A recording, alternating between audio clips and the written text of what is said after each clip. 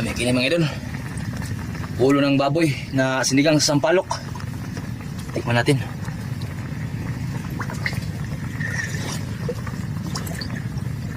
Okay, nilami ah. Ayan.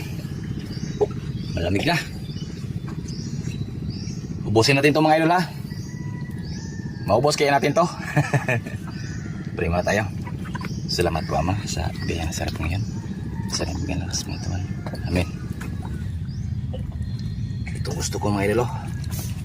Tainga ng baboy. Pasintabi po sa mga hindi kumakain ng baboy. Magmumukbang ako ng baboy mga idol.